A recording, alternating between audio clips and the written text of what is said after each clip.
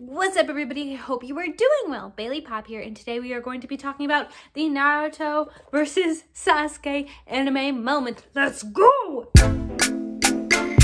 Alright, I've had a few people actually request this video, so I figured, you know what, maybe I should do it. I purposefully bought this pop to be an out-of-box pop. I've mentioned it a few times, just because of multiple different reasons, but also because I decided that the more expensive pops, I'm not planning on having a completely in-box collection anyway, so I might as well get them with more damaged boxes so I can just get the pops sooner. So that's my line of thinking. Everybody collect to what your heart desires, but this was how I desired. So Naruto and Sasuke, their fight obviously was the fight we were all waiting for. I think it's over 700 episode series. We were waiting for this moment, which we kind of got like a mini glimpse, but not like the true big battle that we were all hoping for. So this fight was so significant. I actually just rewatched the entire fight before this video. So if you want to rewatch that as well, I'll have the link down below to a YouTube video that includes the entire fight. It's so freaking amazing. But first, before we talk about that fight completely, let's talk about this pop. Now let's look at this pop from an artistic perspective. First of all, water is extremely hard to animate, but not only that, I would think it's even harder to make into actual physical, like, hard form and give it like justice, because water is just so freaking cool for so many different reasons. I'm not going to get into all of that, but the emotions and the waves that they chose to emphasize are super underrated. Like, they did a bunch of ripples, the water splashing against this. It looks like it's in motion. This one little leaf right here. You think it's just a little extra thing that they added? No, it's not. If you go and watch the battle right before they decide to start running at each other, there is a leaf that falls, and once it hits the water, that's when they start. This leaf was the beginning of the end. It is actually super symbolic, and it's not even just like a random leaf. It's designed like the actual leaf in the anime, and I love that they did that. It's just such a small little thing. To the people that actually pay attention, it's amazing. Now, if we turn the pop around and try to display it this way, you do get more of his Chidori, and you do get to see the Rasengan a little bit better. I would actually have loved if they decided to make those things glow. Just saying. I did mention this in my last video with my new setup, which I'm actually not displaying because I have my Christmas tree. Yay! If you guys want to send me pictures of the customs that you guys have made, I would really love to do a review video on all the customs, especially if you have done a Hinata. I don't know why I'm so fixated on this one pop that they haven't made, but I need them to make a Hinata pop because she's amazing, and they could have done so much more with her character, but you know, it's fine. In general though, it is awkward, mainly because of this thing right here. Sasuke was on a mountain.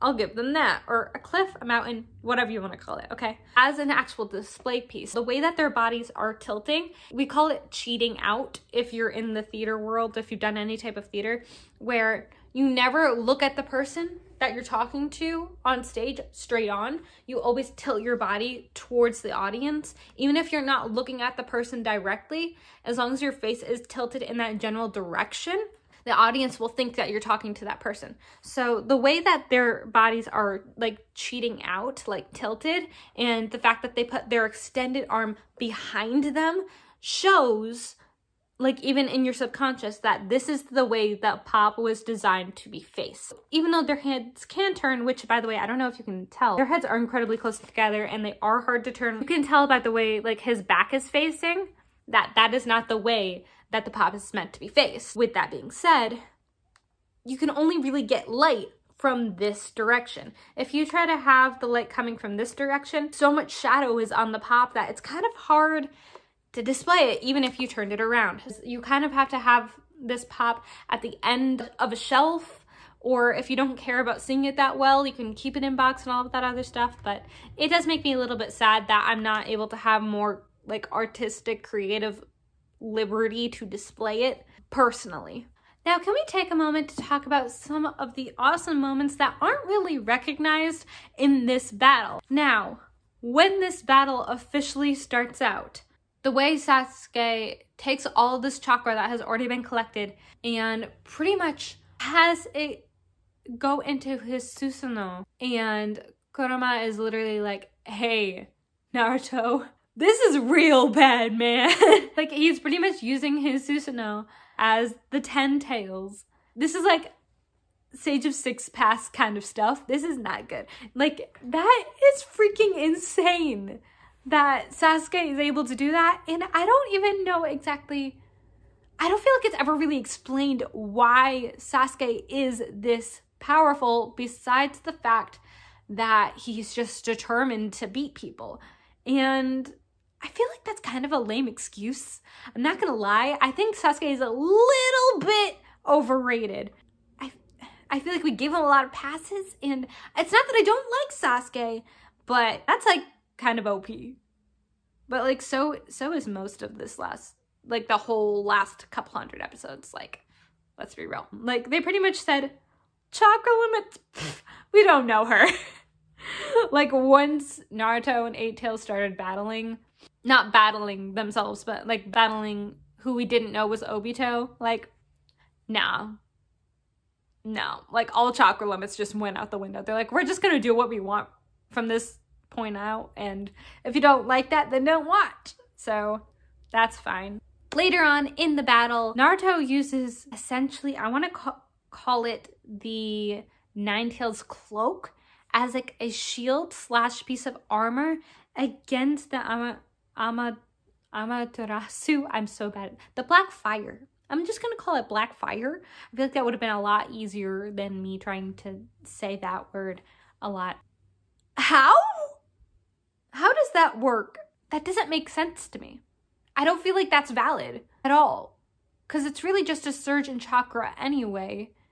It's just a result of the Tailed Beast chakra on the outside of you. I don't think it's used as a shield in any other type of way, right? But all of a sudden, against this like totally OP Black Fire stuff, it can now be used as a shield? What is that? That you can just throw off now?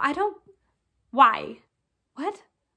Is it just like the lack of the strength of it because Sasuke was tired or didn't have a whole lot of chakra left? Like, what's that about? And last but certainly not least, Sasuke all of a sudden is able now to transfer chakra from other people to himself via touching another person, and also via the Rinnegan, even if they are Jinchuriki, and he can take Tailed Beast chakra out of a person. That is crazy. Amazing, but crazy. Kurama points out that he can now absorb while putting out or using his own chakra at the same time. And that is what brings us to that anime moment. I hope you enjoyed this video. Please leave a like, a comment if you liked it, and your thoughts on this anime moment and everything having to do with the points that I just brought up. I know it was kind of random and thrown out at the end, but as I was watching it, I just felt like I wanted to bring up some of the stuff about it because I thought it was really interesting. Like, comment, subscribe, turn on notifications so you know when I post, and follow me on Instagram. I am at bayley.pop on Instagram. I post way more on there than I do on YouTube. But you are all amazing, and I hope you have a fantastic day. Bye!